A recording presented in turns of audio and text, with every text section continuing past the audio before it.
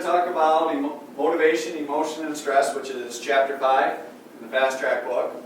And this one's divided up into really 3 sections. Motivation, then there's emotion, and there's then stress and health. Now motivation, the overall definition, is basically what drives people to do the things they do. Now that's either internal, which when we talk about hunger, obviously internal signals from the stomach, will often cause you to get something to eat. And external factors that direct behavior. And a good example of external factors, money will often motivate people to do certain things. Now, some of the theories of motivation. The instinct theory explains motivation through instinctual behavior. And an instinct is an unlearned, innate, and automatic response to a specific stimulus. In other words, an instinct is something you're born with, which the evolutionary perspective would believe in. Now remember, the evolutionary perspective, supports the survival of species. So obviously, geese fly south in response to cold weather. Why? Because it enhances their survival. The key thing here is that geese fly south, it's innate, it's automatic. They don't think about it among each other and discuss, well, maybe we'll go tomorrow or maybe we'll go the next week. When the weather hits a certain temperature, it triggers this instinct and it's automatic. They just start flying south. Now, again, good question that covers that. Internal and external factors that direct an organism's behavior towards a desired outcome would be supported by which one of these? Emotion, homeostasis, motivation, arousal or behavior. And again, internal and external factors that direct the behavior. In other words, direct is the same thing as saying would motivate the behavior, and that's letter C. Now, another theory of motivation deals with the internal factor. Remember, motivation is internal or external. Homeostasis is the premise that the body oversees and maintains, the key word there, an internal physiological system at a constant stable level. Now, what's a good example of what homeostasis is maintaining? Body temperature. Body temperature we like to remain at 98.6. That's when we call it normal. That's the job of homeostasis. Now, when the brain detects a change, it often alerts the body to respond. So for example, going back to our body temperature, if your body temperature rises over 98.6, your homeostasis monitors and sees this change, alerts the brain, which then the brain alerts the body, and often the body in this circumstance will start to sweat, cool the body down. Now, I always like to kind of think of homeostasis as, so to speak, your air temperature in your house, your thermostat, which is monitoring this. So your thermostat is set at 71 degrees, and that thermostat is going to monitor the air temperature. And when it notices a change, it will either kick on the air conditioner or it will kick on the furnace. But the whole point is that is monitoring and trying to see, or not trying to maintain a constant 71 or 72 degrees. I personally prefer 67. Now, need and drive, you often have to know the difference between these. And they're interrelated. Needs are a biological requirement. Often you use that in sentence. I need food. I need water. Okay? Drives such as thirst and hunger and pain are often produced when needs are not being met. So your body needs food. And when your body's not getting food, what happens is a drive is produced from this. Okay? So when homeostasis monitors that there's not enough calories in your system, all right, it alerts the brain alerts the body, and what's going to happen here is the body is going to produce a drive called hunger, and you are going to probably go get something to eat. Now, here's a good example. Blank monitors the internal states of the body. Is that drive, parallel processing, or parking? Homeostasis, hemoglobin, activity synthesis. And most of you, right off the bat, would have said homeostasis. Stasis means static, constant. Now, according to Clark Hall, the drive reduction theory suggests that motivation is based on the desire to reduce internal tension within the body. In other words, those are drives, so reduce drives within the body that are caused by biological needs, like food and water, not being met, as often indicated or monitored by homeostasis. So we kind of took the last couple slides and just put it into what we call the drive reduction theory. So here it is. Need, we'll use water this time as an example, not being met produces a drive called thirst, which no one likes to be thirsty, which motivates a person to reduce the drive, to get rid of the thirst, through satisfying the need as indicated by homeostasis. So to start this all over again, you have a need. Your body needs water. Homeostasis monitors the amount of water in your body. When that amount falls below the optimum level, or where your body is most happy, what happens is the brain's alerted, produces thirst within the body, and you go motivate yourself to get a drink of water, hence satisfying the need. Now, good question from that previous slide. Jimmy got up in the middle of the night. Hate doing that. For a drink of water. Which theory of motivation best explains why Jimmy got out of bed? And again, most of you, right off the bat, because we just talked about it, would look at this one, letter D, drive reduction theory. Reducing a drive. What's the drive in this particular example? Kid needs water. So he's thirsty. So thirst reducing theory. Food reducing theory. Okay, hunger reducing theory.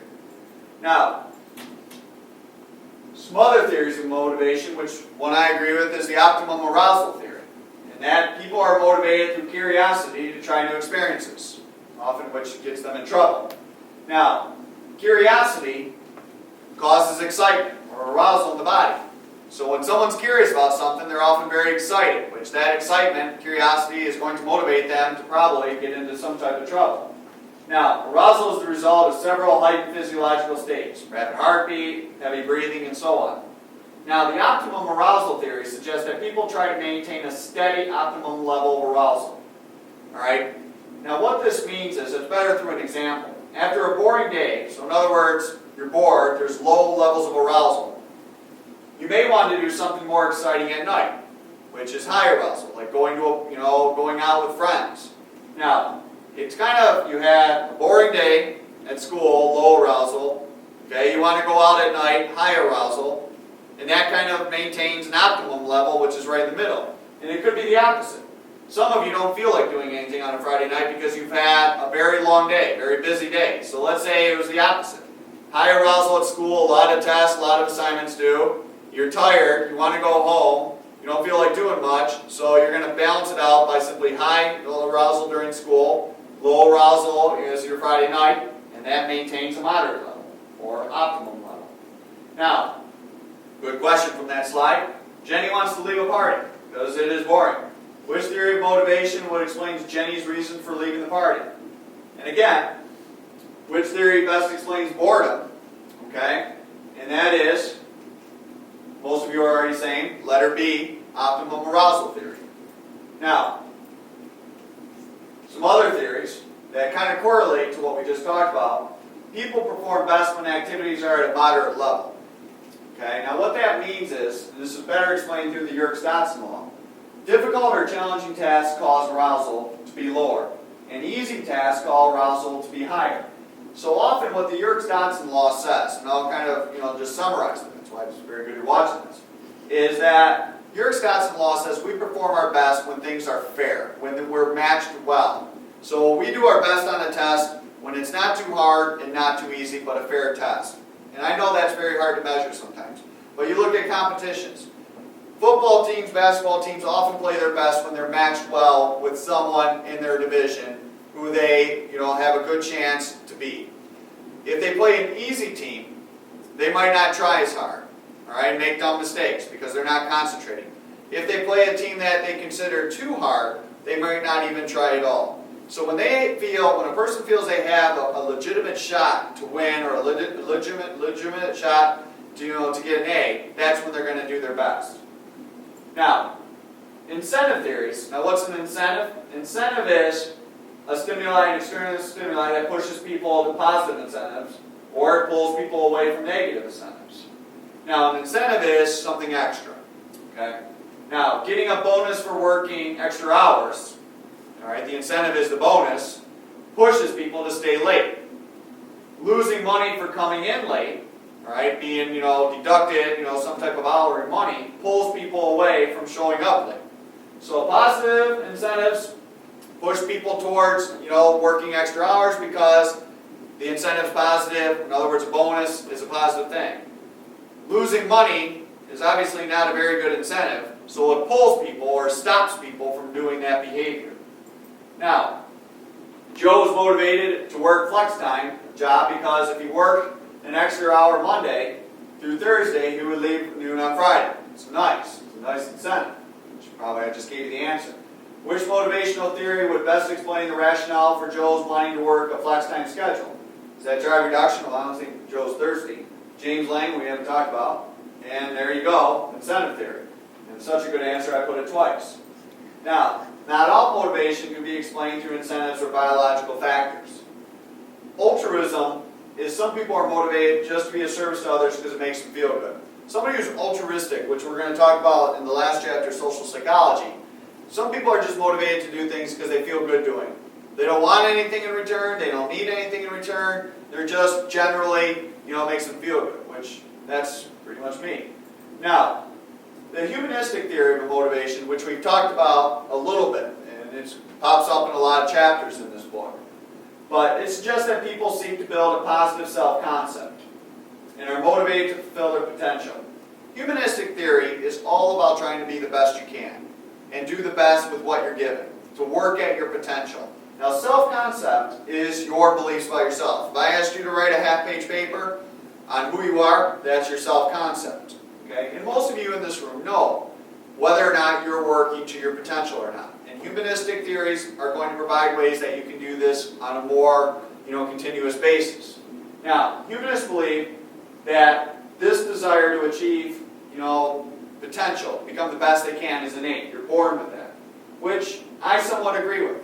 Okay, I think Carl Rogers, when we talk about his theory and personality, called it the actualizing tendency, is people are born with different levels or needs in terms of potential, in terms of achievement.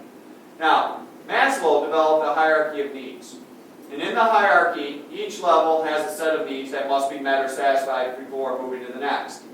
So, his motivation is to satisfy each level in order to fulfill self-actualization. So you probably want to look at your book, but it's like a triangle. And at the bottom, our physiological needs are like food and water. So you basically want to satisfy that level. You have to satisfy that level before you can go to the next level, which is safety and stability. Okay? And then you can go to the next level, love and belongingness. So you are moving up the pyramid, or the stairs, as you basically address each level. Okay? Now, according to Maslow, which is at the top of the pyramid, self-actualization is the striving and realization of one's talent and potential. This is the good day. This is the best I could be. This is the best I'll do. Now, if the environment does not offer a supportive resource or positive relationship, self-actualization is made more difficult. Alright, so what Maslow says is, if you are, like for example, on a competitive team that is not trying, it is going to affect you becoming a better basketball or baseball or football player. Now, Clayton Aldifer suggested that the needs identified in the hierarchy do not need to be satisfied in particular order. And a good example was, Muhammad Gandhi, for when his need for food in order to pursue higher aspirations. So in other words, he didn't address each level in Maslow's theory. Alright, so physiological needs, food and water was the first. He went right up to the top and bypassed that when he, decided to, not eat for a period of time to support his message. Now, according to Maslow, what is at the top of the hierarchy of needs? Again, this is just to reinforce what we just talked about. Love and belongingness, safety, physiological, esteem. Most of you right off the bat said, nope, Mr. McLean, it's self-actualization. Actually realizing who you are. Way to say it. Nice job. Now, talking about hunger. Hunger pains, which all of us have experienced, so maybe right now, are associated with being hungry. But researchers have discovered there's more to hunger. Okay? Or satiation, which satiation, we're going to use that word quite a bit, means fullness, than just signals from the stomach. There's more to it. The reason why we say there's more to it is people have had their stomachs removed because of a type of cancer, still get hungry. They still have feelings of hunger. Now, the most important signals that start and stop hunger come from the blood, which the brain monitors. Okay? Now, as food moves from the stomach to the bloodstream, okay, a hormone, CCK, is released, which is detected by the brain, where it acts as a neurotransmitter, signifying short-term satiation.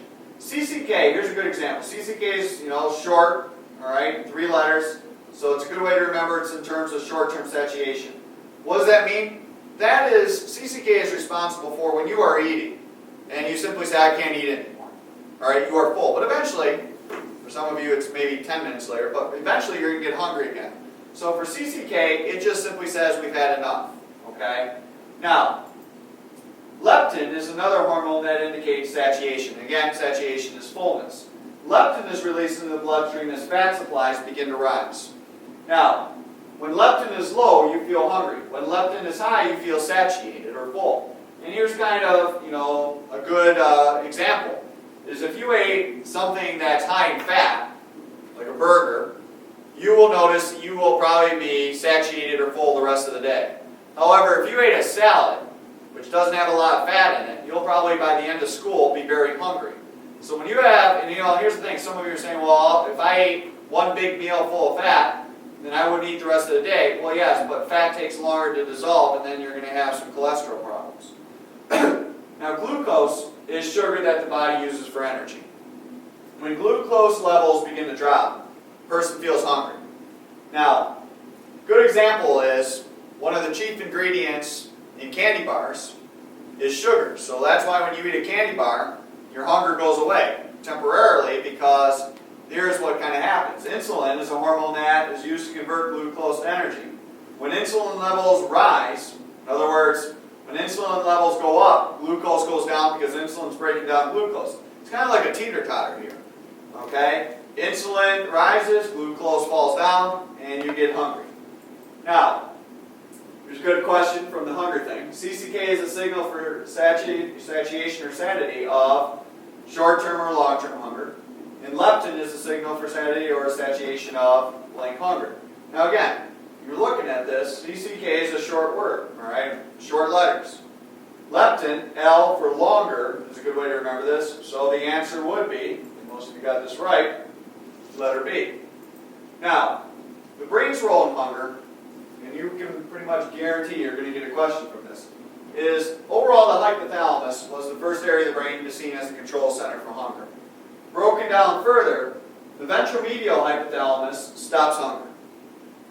Now, if you destroyed the ventromedial hypothalamus, most of you would figure this out, the rat would continue to eat because, again, this is in charge of stopping hunger. This gets destroyed, there's nothing to stop hunger.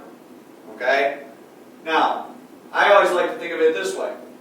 If there's a stop sign at the end of your street, and someone ran over the stop sign and destroyed it, there's nothing there to prevent people from stopping anymore, and they'll just continue to drive right through the intersection.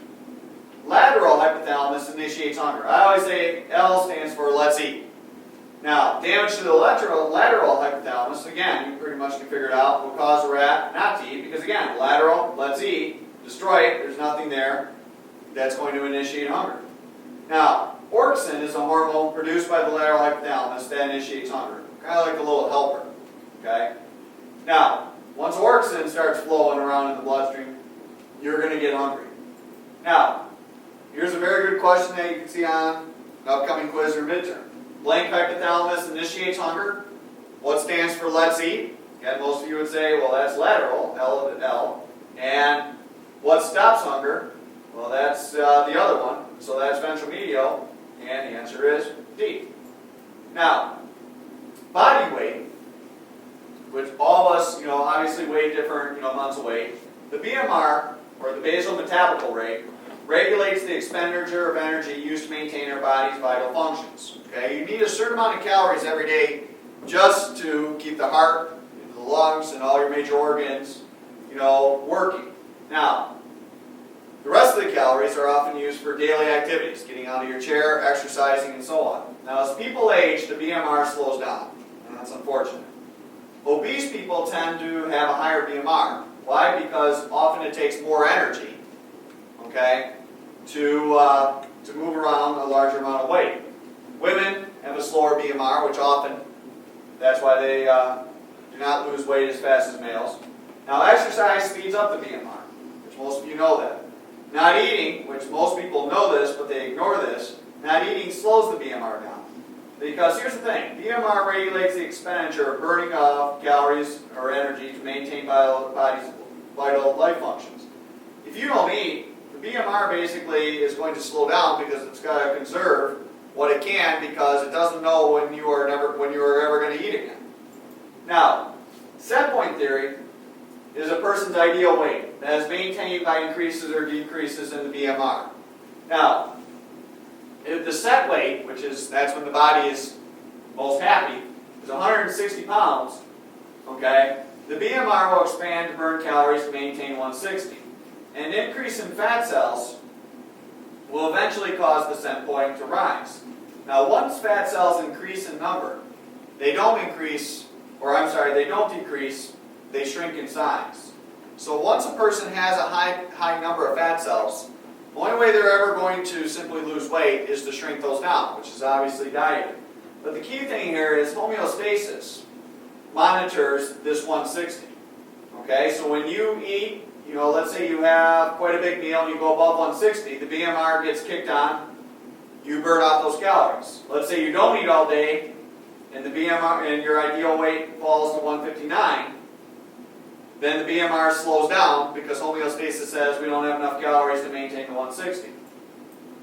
Now, obesity, which is monitored by the BMI, the body mass index, is the measure of a person's weight in proportion to his or her height, which isn't the most idealistic measurement because often it doesn't take in muscle mass or bone density. Now, normal BMI is 18.5 to 25. Overweight is 25 to 29.9. And one you probably should pay attention to is severely overweight or obese is above 30. Now, obese people tend to experience leptin resistance. It's a reduction of the brain's responsiveness to leptin. Remember, leptin is long-term satiation, right? In other words, you stay full for a longer period of time. But in some people that are obese, the brain doesn't respond to leptin. So it's not like that they ever get full from eating a meal. Now, they often have more fat cells and a higher BMR. Now, the BMI does not consider, like I said, muscle mass or bone density, and you should interpret it as maybe an indication, but I would not, all of a sudden write home about it. Now, in terms of eating disorders, anorexia nervosa is characterized by a dramatic drop in calories consumed, obsession with exercise. Some researchers believe there could be a genetic predisposition, that this is passed down from generation to generation. Bulimia nervosa is an eating disorder that's characterized by periods of binge eating. Now, this often involves purging to get rid of the caloric intake from the binging part of the bulimia characteristics. Now, Susie has started to consume less and less food. She also spends 3 to 4 hours at the gym working out each day. The mention of food upsets her and she won't listen to anybody who suggests that she is not eating enough. And most people, because this is discussed in other classes, will right away say that sounds like anorexia. Now, achievement and motivation, we kind of talked about this a little bit earlier, is competence motivation or need motivation is shown by people who are driven to master a task or achieve a personal goal. Competence means you're competent, good at something, okay? And some people, for example, want to get an A on a test to show that they're smart, right? That they're competent in that subject matter. Now, achievement motivation occurs when people try to outdo or beat other people. And we're pretty much a combination of both of these. Some people are a little bit more of this or a little bit more of that. But, for example, some people run a race, they want to try to get their personal best. That's competence motivation. But they're still interested with how many people they beat in the race, and that's achievement motivation. Okay? Now, I don't think, for both of these, I think it's good to have, in your reservoir. Now, Henry Murray was one of the first psychologists to study people's level of achievement.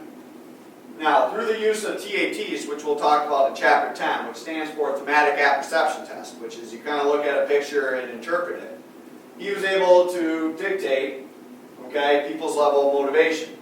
Now, the Albert Bandura believed a person's self-efficacy beliefs. Now, efficacy means efficient, all right, or their level of self-confidence often leads to their level of motivation. People that have high self-efficacy or high confidence are going to be obviously very motivated to try whatever task. People that are low in self-efficacy or low in their confidence might not even start the task. Now, collective self-efficacy would include a person's social support system. This could be their parents at home. This could be their coach. There could be their teacher. There could be their brothers or sisters. But if everybody has high self-efficacy, then the child's probably going to do very well. They have a good corner, okay, a good team. Now, motivation in work. Industrial organizational psychologists apply the principles and concepts of psychology to the workplace in order to make it work better or make people happier and more productive. Now, IO psychologist is broken down into two parts, okay? And that is personnel psychologist and organizational psychologist. Organizational psychology is a field of the IO that addresses worker satisfaction and productivity. They look at simply how people, okay, work good together, how they, work as a team. They're working on, obviously, most of you are saying it, the organizational part of the job, making it run smoother. Personnel psychologist is the area of IO or industrial organizational that tries to match the right person to the right job. Okay? Often, personality tests. This person will do well in a management position. This person will do well in a call center. Okay? Now, there's a couple theories, and I'm not saying that these might be tested, but they're often out there. Theory Y is some workers are motivated through intrinsic motivation. Y to I, as I always say. Intrinsic motivation is the desire to achieve a personal internal satisfaction. They go to work because it makes them feel good. They feel good at the end of the day when they've done a good job.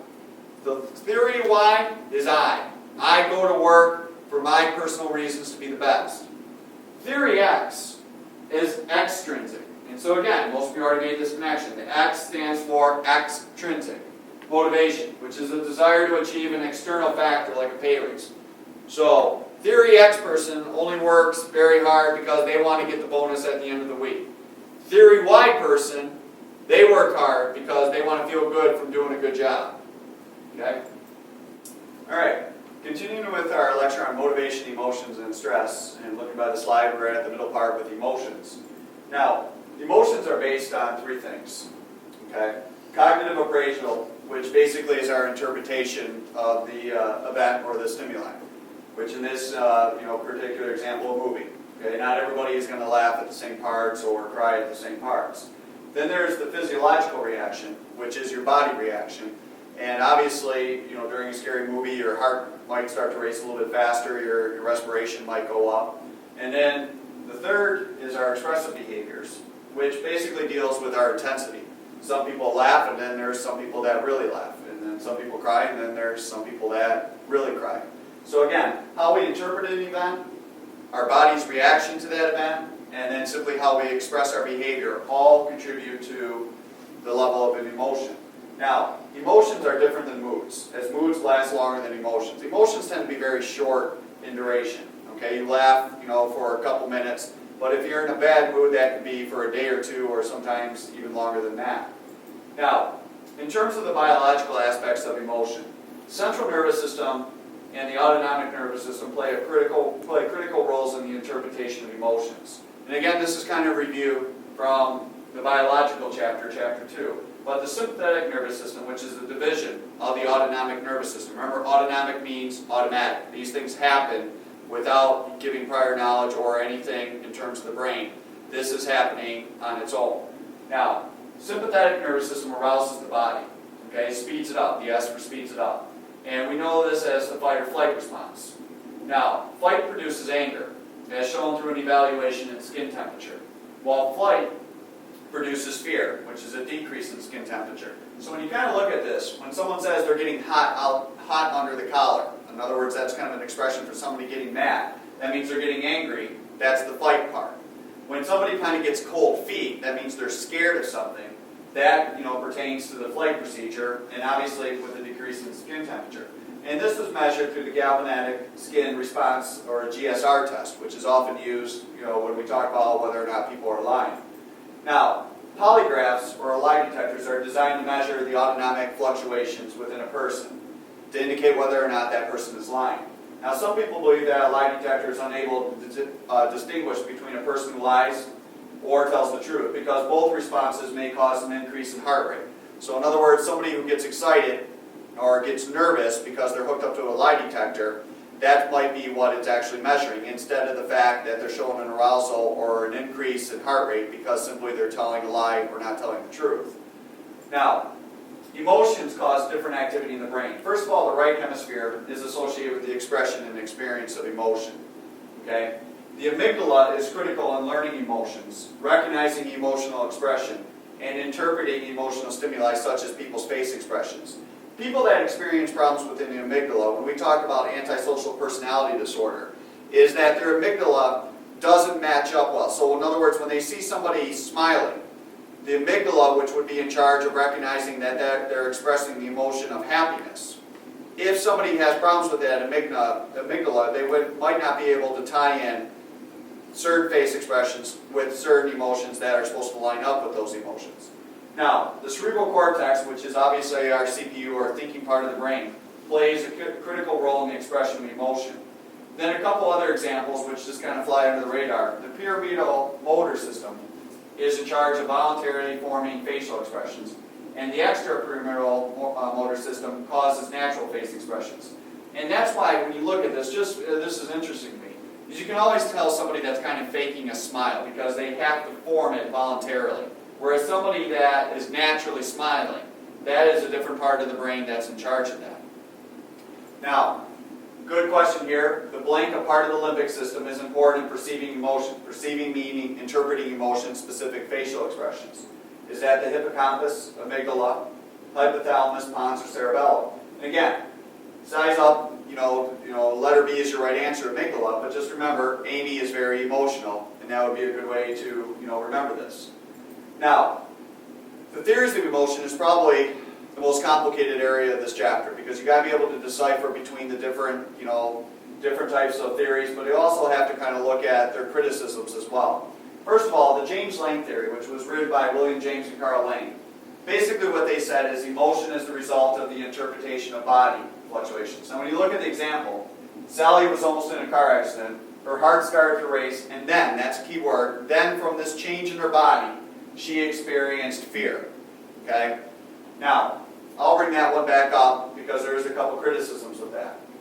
Cannon-Bard theory, which was written by Walter Cannon and Philip R. Basically it says emotions are the result of the thalamus. And remember the thalamus from chapter 2 is the relay center. It relays all sensory information. So it's the result of the thalamus receiving information about emotional stimuli, let's say a car accident, and relaying the information simultaneously. That's the key word, simultaneously, at the same time to the autonomic nervous system and the cerebral cortex. So in other words, what this is suggesting is instantaneously, okay, at the same time, your body starts to show changes. Okay, let's say, for example, the car accident, your heart starts to race as, in the same time, your brain's interpreting the information, which is being interpreted in the cerebral cortex. So again, when you look at this example, Sally was almost in a car accident, and she experienced fear. That's the cerebral cortex, the interpretation of almost getting into a car accident, at the same time as her heart started to race, and that's the autonomic nervous system. Now, the two-factor theory, which was written by Stanley Schachter and Jerome Singer, and sometimes this is called the Schachter-Singer theory. Emotion is the result of the interaction of two factors, hence the word two factors. A physiological arousal, change in the body, and a cognitive label that explains why there is a physiological arousal. So in other words, my heart is racing, okay? And here comes the cognitive label because I'm about to find out whether or not I got into college. So when you look at the example, Jim experiences anxiety as he opens his report card. His heart starts to race as he thinks he failed. So again, this is kind of an extension of the James Lange theory. James Lange theory just simply says it's an interpretation of a body fluctuation. But Stanley Schachter says, well, you have to interpret why your body is changing. Because as I'll point out on the next slide, your heart can race for a number of emotions. So in other words, you have to interpret that, why your heart's racing. You have to provide a label. Now, the cognitive mediational theory, which was written by Richard Lasry, he says emotions are the result of a cognitive appraisal, which appraisal means interpretation of a situation and how it affects their well-being. This one deals with, a lot of times, the intensity of how you're going to show your emotion. If you interpret something as very scary, you'll react one way. If you interpret it as something as terrifying, you're going to react with a different emotion. Now, Susie becomes scared as she realizes she is being followed. So why did she become scared? How she interpreted the situation. All right. Obviously, somebody following her is, her interpretation. Now, some people might not get scared at all because they interpret, someone following them as different than being scared. Now, this is an important slide because of the criticisms of emotion. First of all, with the James Lang, and I kind of just mentioned it briefly, if physiological changes did account for emotions, then how would a spinal cord injury or a person with a spinal cord injury experience emotions? Because obviously, when there's a change in the body, it has to travel the central nervous system to get to the brain. And part of the central nervous system is the spinal cord. If that is severed, then simply those signals will not get to the brain.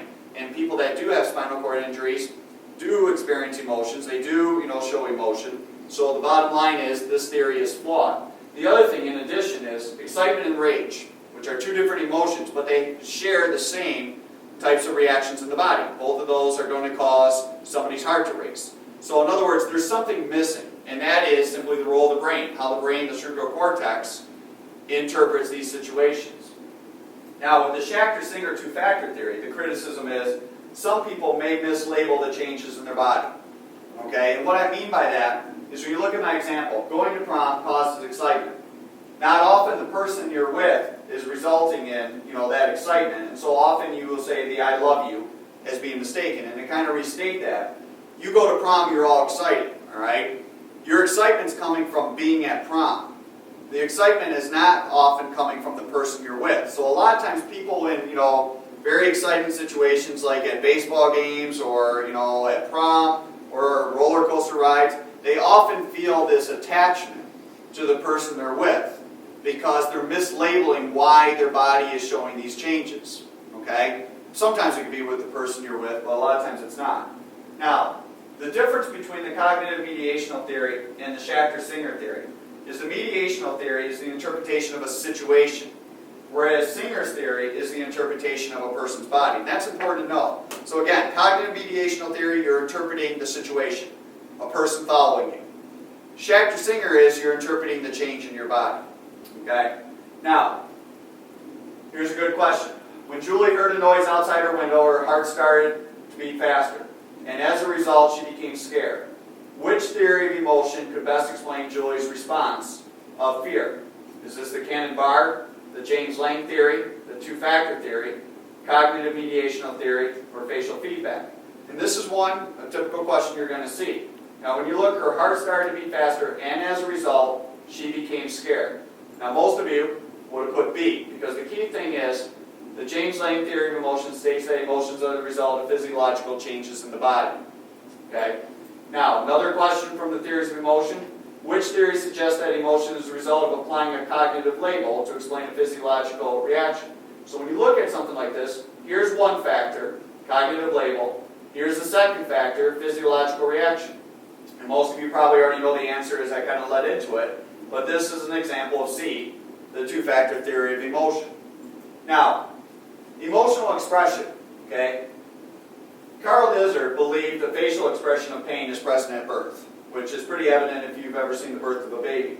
And these are just kind of things that, make this a little bit more interesting. But smiling will appear about 3 to 4 weeks. Sadness and anger are around 2 months. And fear about 6 to 7 months. So if you ever got a question from me here, it's probably going to be which is the first facial expression or emotional expression a baby will display. That is pain. Now, researchers believe that modeling plays a role with facial expression.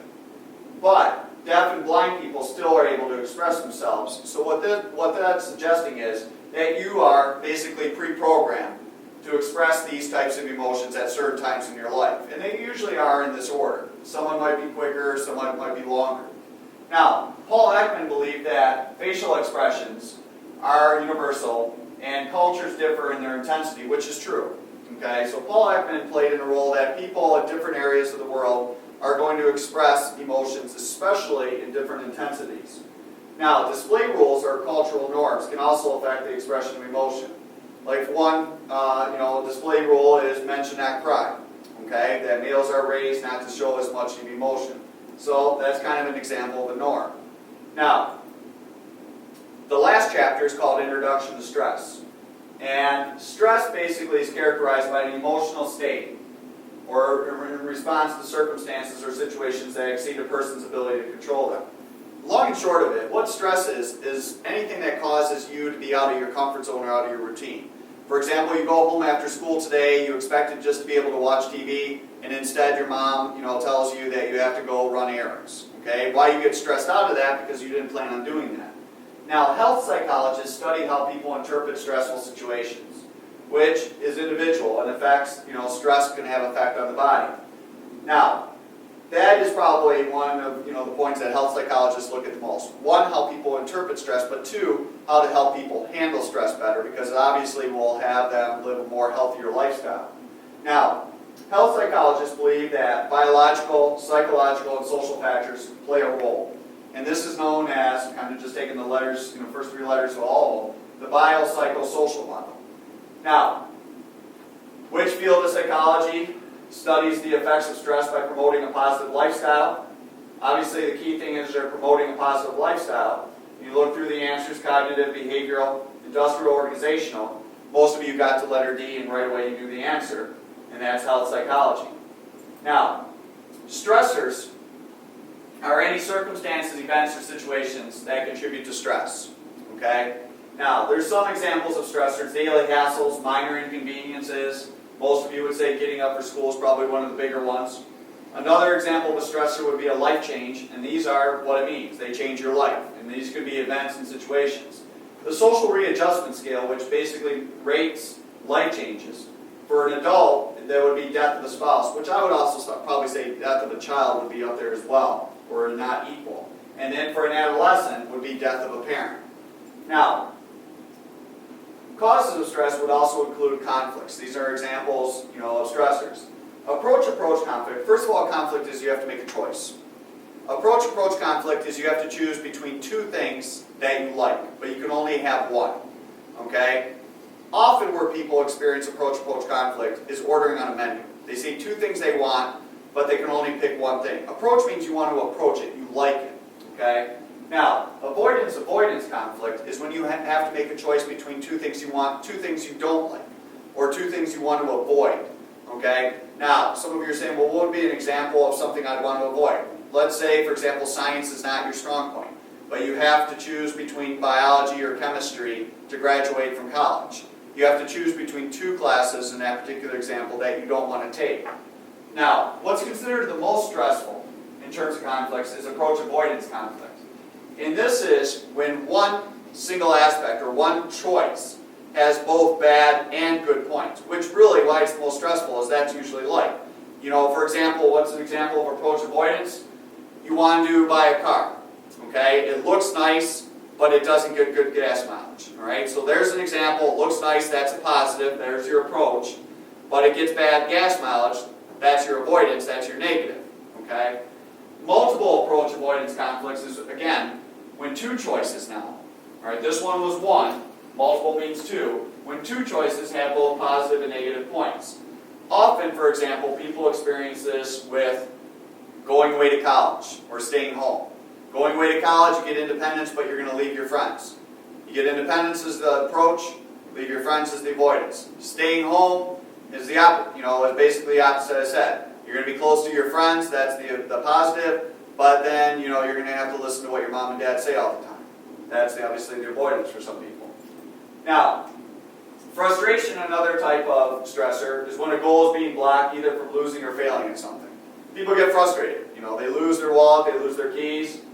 It's simply because they want to go somewhere and now they can't.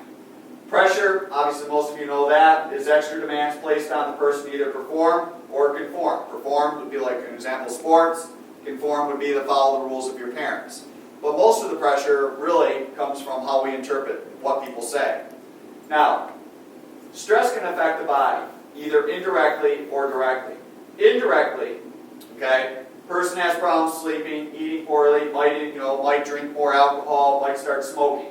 Directly is, for example, they, develop, develop headaches, they might have an ulcer. That's a direct effect on the body. So indirect often deals with how they live their life, okay? Now, this is probably from the stress part of this, probably the most, that you have to pay attention to. Stress directly affects the endocrine and the nervous system through changes in the body known as fight or flight response. Now, this right here, this diagram, which I would suggest look at many times, is acute stress. Stress that comes on really quick. You get the news that you just failed a test. What happens is the hypothalamus and the lower brain structures activate the sympathetic nervous system. Okay, remember the sympathetic nervous system speeds up, the body. The sympathetic nervous system then activates what's called the adrenal medulla. Now if you remember, adrenal means adrenaline, so adrenaline, once it starts going through your system as a hormone, speeds everything up. But the medulla, which is the part of your back part of the brain, which if you remember from chapter 2, is in charge of heart rate, respiration, that becomes activated. So when you get news that you just failed a test, your breathing increases, your heart increases. This is kind of explaining how the sympathetic nervous system arouses the body. Which up till now we just learned that simply that's what it does. This is how it does it now. Now from there, the adrenal medulla releases hormones called catecholamines. Catecholamines include several hormones and neurotransmitters. The hormones are noradrenaline and adrenaline, and the neurotransmitters are norepinephrine and epinephrine. Now, if you're asking, do we have to know this? Where you have to know is where they go. Hormones circulate in the body in the bloodstream. So that's when your muscles start to tense up, that's because of noradrenaline and adrenaline. Norepinephrine and epinephrine, the neurotransmitters, circulate in the brain. That's when you start talking fast. That's when you get dizzy. That's when you can't concentrate on one thing. Now, catecholamines, like I said, increase the heart rate, blood pressure, respiration. The digestion slows down. Pupils dilate. From that list right there, most of you can put yourself in a stressful situation. The one that people often forget is that digestion slows down. Most people, when you just found out you failed a test, usually don't say, let's go get something to eat. They're not hungry. It's like if you're giving a speech, you're not thinking about food often as you're giving your speech. Yeah, after. After when this turns off, so to speak, then maybe your appetite comes back. So again, this is acute stress, very quick stress. You just get sudden bad news. Sympathetic nervous system activates the adrenal medulla. Adrenal medulla releases hormones, and these are the catecholamines. That's the group name. They include hormones noradrenaline and adrenaline, and the neurotransmitters norepinephrine and epinephrine. Now, there's a good question.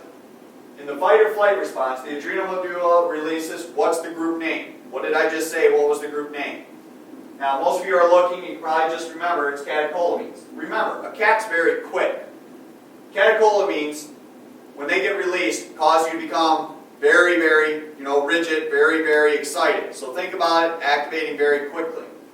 Now, Hans Selye described how stress affects the body through his model called the general adaptation syndrome. Now, a good way to remember this is obviously gas is one way, but you have to know the 3 stages. Alarm, resistive, and exhaustion. So I always say it like this: are you stressed? Now, the alarm stage is what I just talked about. Alarm stage is the fight or flight response. That is that diagram that I just went over. That involves the release of catecholamines. Now, the resistive stage is characterized by the body trying to adjust to the intense arousal. And I'll talk about the release of corticosteroids in a second. Now, once the body runs out of, so to speak, energy to battle the stress or the news, eventually people enter the exhaustive stage, which is just simply what it means. People become sick. And then a lot of times it's called burnout. Now, I talked about, just to go back, the resistive stage, the release of corticosteroids. So often, let's say, for example, you get the news you failed a test. That signals, if you want to say it this way, an alarm in your body. What's the alarm? The alarm goes off, the catecholamines go out. So you can kind of think of it this way. The alarm in a firehouse releases the fire trucks. Fire trucks are catecholamines. They're racing, which often that's what you're doing. Your heart's racing, your respiration's racing, your brain's racing. Because of the release of these hormones and neurotransmitters. But the resistive stage, obviously there's fallout. you're going to be stressed for a while because you just failed a test. You have to go out to your parents, you have to retake the class, you have to be worried that you might not be able to get into a certain college. What happens there is Hans Selye said that there's a second endocrine pathway that occurs during, and here's the key word, prolonged stress. Now, if you remember, the big difference between the nervous system, which is very quick, sympathetic nervous system reacts very quick, and the endocrine system is very slow because of the use of the bloodstream. Now, again, the hypothalamus, sets the tone. Remember, the hypothalamus is the link between the brain and the body. But this time, instead of triggering the sympathetic nervous system, it triggers the pituitary gland. Remember, the pituitary gland is the master gland, all right? And we call it Master P. Now, from there, the pituitary gland triggers the release of something called adrenocorticotropic hormone, which is better known as ACTH. Now, ACTH triggers the adrenal cortex this time. Okay? And you can line up COR for cortex with COR for corticosteroids to release the stress hormones, corticosteroids. Corticosteroids battle stress. They're like your little helpers in your body. Okay? Now, corticosteroids increase the release of stored energy and reduce response of the immune system. So it's a give and take relationship when these things go up. Corticosteroids, when you're stressed out, for example, you got a project done, you're going to have the energy to stay up all night.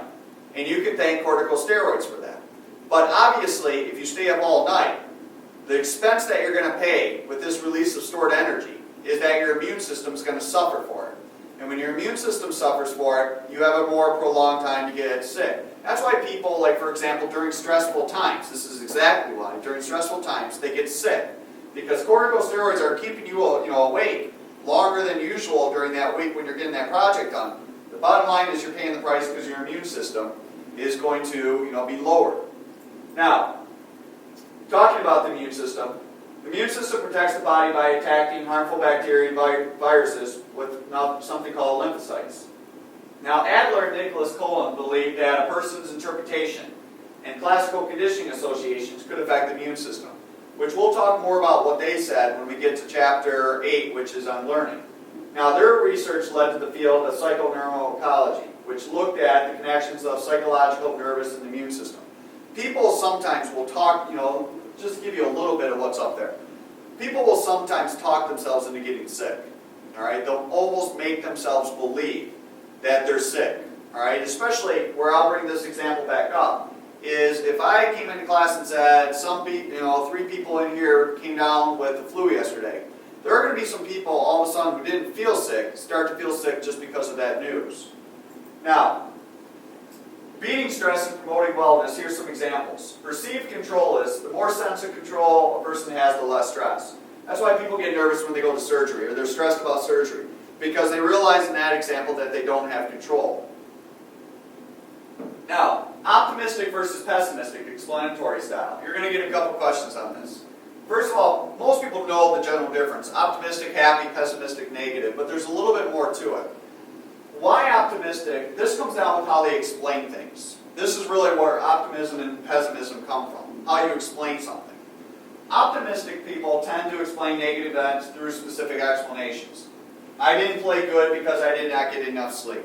I didn't play good because the other team was better. Pessimistic people tend to explain things with personal vindication or fault.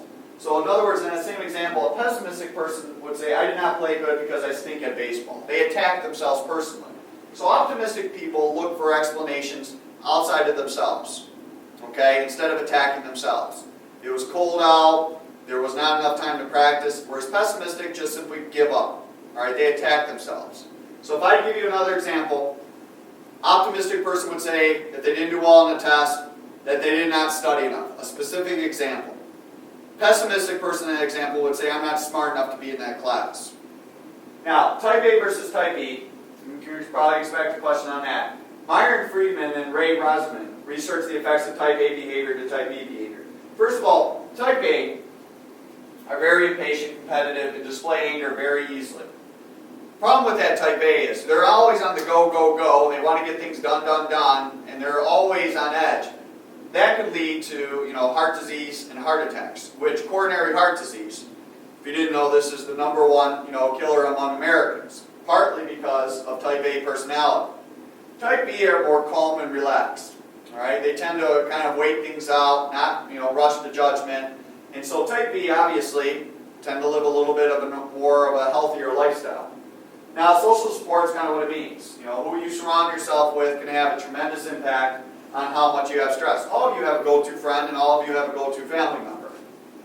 Now, a couple of the coping strategies. First of all, Sigmund Freud, which we'll talk more about in Chapter 10 of Personality. Freud believed in something called catharsis, that we should release healthily and displacement of emotional tension. So in other words to say it, we should have outlets, is what Freud said. Catharsis is letting your emotions out instead of bottling them all in. Now, Freud, like I said, believed it was good to release aggression, but some research believe this release of this aggression could lead to even more aggression. It's kind of a debate on that one. If you bottle everything in, Freud says that's bad. You should let it go. Lift weights, exercise, talk to people. That's catharsis, allowing things out. And when we talk about defense mechanisms, displacement is taking out your aggression on something usually of a lesser topic that can fight back, like punching a pillow, slamming a locker, which you shouldn't do. Constructive coping refers to the adjustments and changes made to handle stressful situations. And these usually come down to either problem-focused or emotion-focused coping. Now, problem-focused coping is what it means. You address the problem, okay? Now, good example of here. Jimmy walks a different way to school to avoid people who hassle him. So he's attacking the problem. He's addressing the problem. Emotion-focused coping is changing certain emotions that are triggered by a stressor. So using that same example, Jimmy tells himself not to get mad when he sees a certain person. So he's addressing his emotion. Okay? Whereas this one, problem-focused coping, is addressing the change. Now, here's a good example. Let's say somebody you don't get along with in class. You ask the counselor to change your schedule. You're addressing the problem. That's problem-focused coping. You go to that class, that person's in that class, you just tell yourself not to let that person bother you. You're addressing your emotions tied to that person, or tied to the problem. This is often another way of saying emotion-focused coping is another way of saying, anger management. Okay? Anger management teaches you how to simply handle your emotions. Now, here's a good question from that. Tracy doesn't like to talk in front of large groups, so she convinces a coworker to make her schedule a presentation. Which type of coping strategy did Tracy use? Is that emotion-focused or is that problem-focused? And again, when you look at the question, is she addressing the problem or is she just addressing the emotion tied to the problem? And most of you right away would have said that's problem-focused because she just had somebody else give her a presentation. Now, the role of culture on stress. Individualistic cultures, which we are. All right, the United States is an individualistic culture. We care about ourselves. A lot of times more than the group. We tend to use problem-focused coping. We let things fly. We don't like something, we say something. We address the problems. Okay? Whereas in collectivistic cultures, such as cultures in Asia, they tend to seek out social support and tend to focus on emotion-focused coping strategies. Collectivistic cultures look at the good of the group. So it makes sense they're going to use emotion-focused coping and handle their emotions because they don't want to rock the boat or they don't want to upset the group. Individualistic cultures like us, we just kind of care about ourselves a lot of times. We don't care if we disrupt the group. We're going to address what's bothering us. Okay? Now, a culture of stress occurs through the pressure of trying to adapt to a culture. It deals with assimilation. Okay, that is it.